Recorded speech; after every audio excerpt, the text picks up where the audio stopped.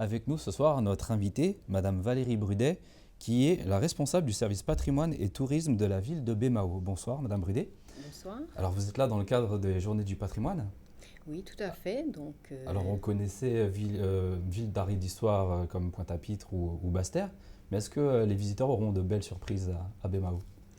Oui, effectivement, puisque lors de la 32e édition des Journées européennes du patrimoine, la ville de Baie-Mahault s'inscrit à travers le thème dans les 15 années de construction architecturale et également de valorisation de son littoral. Merci, de toute façon, nous aurons l'occasion de développer un petit peu plus tard dans ce journal. Tout de suite, voici les titres que nous vous proposons pour cette édition du mercredi 16 septembre. Émanation toxique des sargasses, témoignage alarmant d'un médecin Marie Galantet. La communauté de Sud-Basse-Terre veut saisir le préfet afin de régler les problèmes d'eau à Capesterre-Belle-Eau. 1500 à 2000 logements sociaux par an, c'est ce que propose l'association des maîtres d'ouvrages sociaux de la Guadeloupe. Le journal, Nicolas Beaubrun. Ouvrons ce journal avec le dossier des sargasses. Selon un médecin généraliste de Marie-Galante, 150 à 200 personnes de la commune de Capesterre présentent des troubles liés aux émanations d'hydrogène sulfuré, un gaz provenant des algues sargasses, et qui stagne dans le lagon, un chiffre en augmentation par rapport à juillet dernier, date à laquelle le médecin Stéphane Catoni a réalisé un premier signalement. Écoutons son entretien avec Bénédicte Jourdier. Sur les 47 signalements que j'ai fait, il y a à peu près une dizaine de gens qui présentaient des signes respiratoires, les autres présentant des signes ORL ou des signes d'ordre généraux, des céphalées, des vertiges, des nausées, beaucoup de nausées. Il y a énormément de gens qui présentent des nausées. Mais à long terme, mon inquiétude, c'est que on ne sait pas ce que ça donne. Mais on sait, et tout le monde le sait, que ce gaz à haute concentration est mortel. Donc c'est un gaz équivalent au cyanure, donc il donne des troubles neurologiques. Donc voilà, il y a quand même lieu de s'inquiéter, surtout que la deuxième chose qui inquiète tout le monde ici, et je ne suis pas le seul, c'est que les gens ne sont pas idiots, mais on a tous tout perdu au niveau matériel électronique. C'est-à-dire que mon dernier ordinateur, il est de fin août, mais celui d'avant, il était de début juillet. C'est pour ça qu'il y a quelques mois, j'avais dit, mais voilà, si ça continue, moi je vais demander l'évacuation du centre de la ville. Mais c'était plus une menace que quelque chose qu'on peut réellement mettre en place, parce qu'après, où loger les gens, quoi. Tant que le problème n'est pas réglé. Parce que quand on s'apercevra dans quelques années qu'on a laissé des gens exposés et puis que maintenant ils ont des problèmes, ça sera peut-être un peu tard, quoi. Un mot à propos donc de la qualité de l'air à présent. Donc la qualité de l'air se dégrade et atteint le niveau orange. Les brumes de sable actuellement présentes sur notre département sont à l'origine d'une dégradation de la qualité de l'air, et ce malgré les nombreuses précipitations. Le risque de dépassement est élevé pour les prochaines 24 heures. De la qualité de l'air au dossier de l'eau, une vingtaine d'élus en colère sous la présidence de Lucette Michaud-Chevry entendent bien en finir avec les coupures d'eau à Capesterre. L'ancienne ministre à la tête de la communauté depuis 2014 dénonce une inaction de la préfecture et du SIAG, le syndicat intercommunal d'alimentation en eau et d'assainissement de la Guadeloupe. Les explications de Karine Géhelman. Les fermetures sont annoncées par le SIAG, donc il y a quelque chose qui ne va pas à ce niveau-là. Donc la montagne ne vient pas à nous, on monte une délégation et on va par le préfet. Il faut qu'on sorte de cette situation-là. Une vingtaine d'élus en colère réunis sous la présidence de Lucette Michaud-Chevry entend bien en finir avec les coupures et les pénuries d'eau à Capesterre. L'ancienne ministre à la tête de la communauté depuis 2014 dénonce une inaction de la préfecture et du SIAG, le syndicat intercommunal d'alimentation en eau et d'assainissement de la Guadeloupe. Le SIAG est dans l'incapacité de faire un bilan exact de sa gestion, comme le veut la loi. Et le préfet qui s'était engagé à le faire, lui-même n'applique pas la loi, parce que normalement, quand les parties ne sont pas d'accord, il y a un arrêté préfectoral qui organise et qui décide du transfert. Maintenant, le SIAG doit présenter un bilan pour savoir les dépenses qu'ils ont engagées, etc. Et là, on pourra déterminer l'actif et le passif. Mais il y a un élément qui est très fort. C'est qu'aujourd'hui, nous devons payer 8 millions pour la station d'épuration. Or, lorsqu'on examine le dossier, on se rend compte de la façon la plus claire que le SIAG a fait un emprunt global. Combien Capesterre doit aussi? De 1963 à 1977, la gestion de l'eau est distribuée par la commune de Capesterre à partir de 2 usines de captage, la digue et Bellocado, situées sur la commune. En 1977, celle-ci adhère au SIAG et ce jusqu'en février 2014, date à laquelle la communauté d'agglomération reprend la gestion.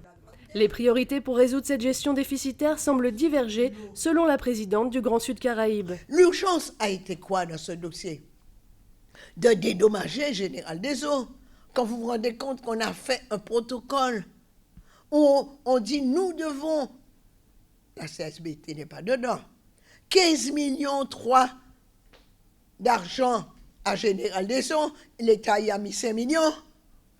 J'aurais préféré que l'État mette l'argent sur résorber les canalisations en mauvais état. Donc la priorité, on a l'impression dans cette affaire qu'on veut à tout prix laisser à Général des Eaux le monopole de l'exploitation de tout l'eau de la Guadeloupe à son profit exclusif. Je pense que ce n'est pas une bonne vision des choses. Le pluralisme est meilleur.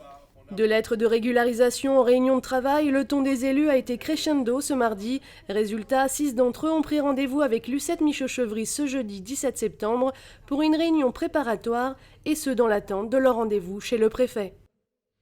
Au niveau social, à présent, l'ARMOS, l'association régionale des maîtres d'ouvrage sociaux de la Guadeloupe, tenait une conférence de presse ce matin pour présenter ses actions et propositions. Son objectif, produire 1500 à 2000 logements par an pour rattraper le retard du département, le développement de Murel-Barlagne. L'ARMOS relance son action et tient à le faire savoir. L'Association régionale des maîtres d'ouvrage sociaux de la Guadeloupe s'est adressée ce matin à la presse. L'occasion de rappeler ses missions et ses ambitions, mais aussi de dresser un bilan de la situation du logement social en Guadeloupe. Le constat est toujours le même, il y a plus de demandes que d'offres. L'une des causes invoquées, la lenteur des procédures administratives, qui entraînent des blocages dans le traitement des dossiers et la livraison des logements. Vous savez qu'il y a 15 000 demandes de logements en attente, voire plus, de concitoyens donc, qui sont dans l'attente de logements dignes. Vous avez 60 000 familles de la Guadeloupe qui sont logées de manière insalubre et indigne. Il faut donc réparer tout cela. Nous devons produire 1500 à 2000 logements par an. Or, nous ne pouvons pas le faire actuellement à cause de tous ces blocages. La LBU, ligne budgétaire unique, la défiscalisation ou encore le crédit d'impôt font partie des solutions proposées par l'État pour aider à financer la construction des logements sociaux. Encore faut-il pouvoir actionner ces dispositifs. L'ARMOS propose une clarification et une simplification des procédures. L'association souhaite aussi produire des logements mieux adaptés à la population guadeloupéenne. Il s'agit essentiellement de publics à faible revenu, éligibles au logement social, voire très social. Autre point abordé ce matin, la rareté du foncier. Alors concernant le foncier, c'est vrai, on a un gros problème de foncier. Le foncier est cher et rare en Guadeloupe, mais il a été mis en place un établissement public foncier, un EPF, qui va nous proposer du foncier à très bon prix et aménagé. Donc c'est sur la bonne voie. L'ARMOS désire rattraper le retard du département en matière de logement social, et cela dans le cadre d'une véritable politique d'aménagement du territoire. La mixité sociale fait partie de ses priorités. L'association qui réunit les principaux bailleurs sociaux de l'île se positionne comme un acteur économique majeur, prêt à participer aux réflexions. Parlons maintenant de la suite du dossier du CHU. Hier, le directeur de l'ARS, l'Agence régionale de santé, confirmait la reconstruction du CHU sans condition. Il affirmait que les craintes liées à une obligation de résorption du déficit n'étaient pas fondées, ce à quoi répond aujourd'hui l'UTS-UGTG, qu'il ne s'agit que d'une déclaration d'intention. On écoute Gabi Cavier, secrétaire général du syndicat UTS-UGTG. Il est bien vrai que l'hôpital s'est reconstruit, d'être face à ces revendications. Et ça n'est pas lié, encore une fois, aux revendications liées à simplement une amélioration de conditions de travail. Ça a imposé, puisque l'hôpital n'a pas rempli les normes de parasismicité qui a permis de garantir sécurité à les malades, sécurité à le monde qui travaille là. Donc la reconstruction a imposé. Ça nous a dit, c'est que non seulement il faut engager effectivement la reconstruction, mais on ne peut pas simultanément la reconstruction mettre en place des plans de retour à l'équilibre soi-disant qui a diminué la qualité et le nombre de personnel là, mais également la qualité des soins. Donc c'est au fur et à mesure que nous voyons. Pour le moment, on déclare des déclarations, des intentions politiques qui sont affichées, mais ça nous constate quelque chose là tous les jours, dans les services, au lit du malade, dans les cuisines, dans la buanderie, au niveau technique, au niveau logistique, au niveau administratif, il y a effectivement une dégradation des conditions de soins, une dégradation des conditions de travail qui est vraiment inadmissible au CHU.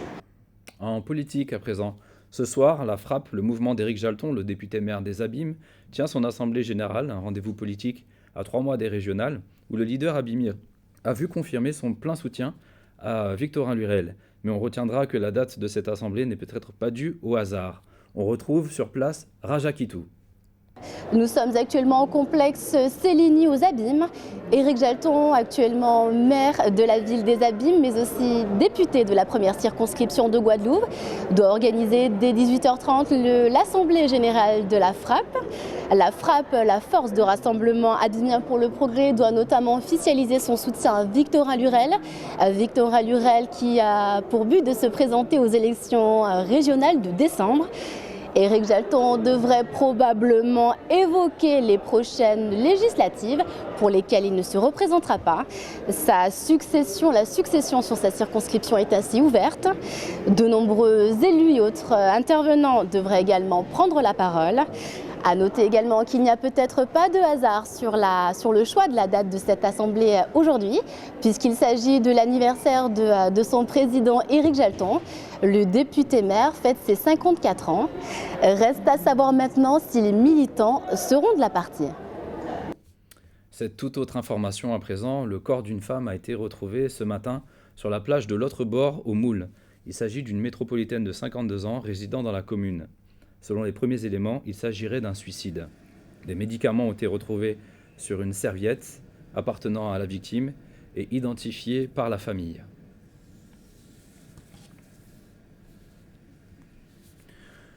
Tout autre sujet également, un passage furtif du champion du monde, un grand champion trop sollicité, Teddy Riner, n'a pu offrir que 3 quarts d'heure de son temps à son jeune public, mais s'est tout de même prêté au jeu des dédicaces. Le reportage d'Éric Pommier.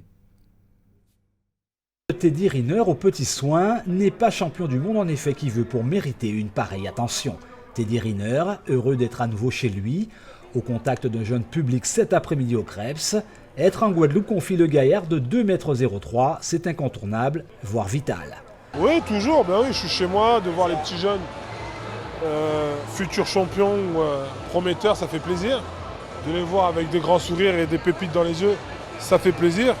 Voilà, moi je suis très content d'être là avec eux et puis en espérant qu'un jour quelqu'un prendra ma place et assurera la relève. Tout a commencé par une arrivée surprise du champion sur les tatamis. Le champion ovationné est adulé, s'est prêté au jeu des dédicaces et effet immédiat pour les jeunes avec en main la fameuse signature de leur idole. Je suis trop contente. Ça fait longtemps que je voulais le voir et maintenant je le vois et je suis vraiment trop contente. Moi-même qui suis jeune, ça me fait plaisir de les voir rêver, de les voir se dire, de les entendre se dire je vais prendre ta place, je veux être champion moi aussi. C'est tout ce que je demande, qu'un autre ancien prenne ma place. Ça me ferait chaud au cœur, ça serait quelque chose de magnifique. Et puis bien sûr, il y a ce récent titre de champion du monde, le 8e pour Teddy Riner. Une nouvelle consécration qui conforte une figure du judo en forme, de bonne facture pour les prochains Jeux Olympiques. Ça fait plaisir parce que c'est le 8e et ça me fait rentrer dans l'histoire, ça fait que ce record il est français, ça fait que ce record il est antillais, ça fait que ce record il est guadeloupéen et ça fait que je dois à toute ma famille et tous mes proches. Et puis le champion s'en est allé après seulement une disponibilité de 3 quarts d'heure avec son public. C'est trop peu, diront certains jeunes judokas, qui garderont malgré tout l'image d'un héros qu'ils ont vu en chair et en os, et ça vaut tout l'or du monde. Dans le cadre des Journées du patrimoine, découvrons la Mahaudière. Cette habitation sucrière et ancienne distillerie à vapeur située dans la commune d'Anse-Bertrand date du XVIIIe siècle. Ce site propose de découvrir les vestiges du moulin de la cheminée sucrière et d'une partie de la maison de maître. Le reportage de Richard Scott Tamar. Au plus fort de son activité, la sucrerie de la Mahaudière s'étendait sur près de 500 hectares. Aujourd'hui, les ruines qui s'étalent sur quelques centaines de mètres carrés seulement se prêtent à la visite et font partie intégrante du patrimoine guadeloupéen. À gauche du moulin, un sentier rejoint les falaises littorales en se faufilant entre champs de canne et pâturage. Une promenade où vous ne croiserez guère que des cabris et des bœufs, tirant parfois des charrettes pleines de canne à sucre. En 1828, 147 esclaves y sont employés. Le propriétaire est alors Jean-Baptiste Doyard Mahaudière. Le moulin à vent de Mahaudière semble être l'une des parties les plus anciennes du vestige de l'ancienne sucrerie. La cheminée de briques jaunes, dont la base est en moelleux, serait antérieure à 1843. L'histoire de la Mahaudière, bien qu'agricole, est surtout marquée par une affaire judiciaire. Un procès célèbre, en 1840, mettait en cause le propriétaire de l'habitation, la Mahaudière, arrêté sur dénonciation. Il était poursuivi pour séquestration prolongée et torture exercée à l'encontre de Lucille, une de ses esclaves, qui l'accusait d'avoir empoisonné son épouse. Lucille avait été enfermée pendant 22 mois dans un cachot sans lumière, les pieds et les mains enchaînés. L'acquittement de Jean-Baptiste Doyard Mahaudière fit scandale. À cette époque, plusieurs procès furent engagés contre des propriétaires d'habitation pour incarcération abusive et mauvais traitement. Madame Brudet-Valérie, donc vous êtes responsable du service patrimoine et tourisme de la ville de Baie-Mahault. Donc aujourd'hui a commencé votre programme concernant les journées du patrimoine? Tout à fait. Donc le programme des journées européennes du patrimoine à Baie-Mahault a commencé dès ce soir avec le vernissage de l'exposition L'habitat vernaculaire en Guadeloupe, en collaboration avec le CAUE, qui sera visible au hall de la bibliothèque municipale jusqu'au 23 septembre. Donc nous commençons pour essentiellement les scolaires dès demain jusqu'au 23. Donc demain jusqu'au 23, mais quel va être le thème principal de ces journées? Alors, les journées européennes du patrimoine sont l'occasion justement de découvrir tous les patrimoines. Le patrimoine naturel, le patrimoine architectural, archéologique.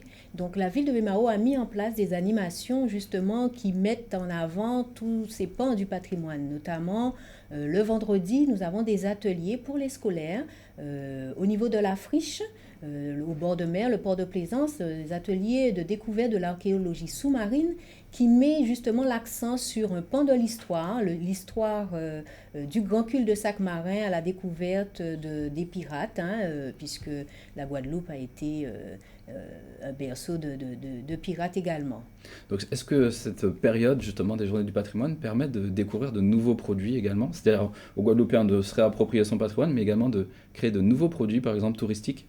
C'est l'occasion effectivement de lancer de propositions touristiques telles que les visites commentées. Nous avons également la visite de la bibliothèque avec l'architecte concepteur du bâtiment. Donc c'est une façon de s'approprier ce patrimoine et de comprendre les matériaux qui ont été utilisés pour évidemment la partie développement durable. Quelles sont les attentes principales de la population guadeloupéenne quand ils vous visitent? Alors, ce qu'ils visitent en général, c'est surtout la partie historique, puisque la Guadeloupe a effectivement on a plusieurs regards sur l'histoire de la Guadeloupe. Et il faut savoir que Baie-Mahault a été quand même le lieu de combat entre les Anglais et les Français pour se réapproprier la Guadeloupe. Donc, cette partie-là est développée également. Alors, un dernier rappel, donc la manifestation aura lieu de quelle date? Alors du 16, c'est-à-dire ce soir, avec le vernissage actuellement qui se déroule jusqu'au 23 septembre. Vous avez donc le programme sur le site de la ville, www.baie-mahault.fr, ou alors vous pouvez appeler au service patrimoine et tourisme au 86 52 75, c'est un fixe. Merci Valérie Brudet, merci d'avoir accepté notre invitation. Merci. Comme chaque soir, revenons sur les tours d'eau qui ont lieu dans nos communes en ce moment. C'est la commune des Abîmes qui est concernée, et ce jusqu'à demain matin, 6h. Demain, ce sera à partir de 13h, la commune du Moule. En dehors des tours d'eau, le numéro s'affiche 0590 59 3 fois. Avant de fermer ce journal, un point sur la météo. Une dernière dépression tropicale est née ce matin au centre atlantique. Son espérance de vie devrait être assez courte. Après un relatif renforcement cette nuit et demain, elle devrait se combler à partir de vendredi. Cette dépression tropicale ne présente pas de danger pour les Antilles. C'est la fin de ce journal. Merci de l'avoir suivi. Je vous donne rendez-vous demain dès 19h pour votre information régionale. Dans un instant, le journal de TF1 suivi des pronostics hippiques de Prévert-Magningo et de 2 numéros de votre programme L'amour est dans le pré.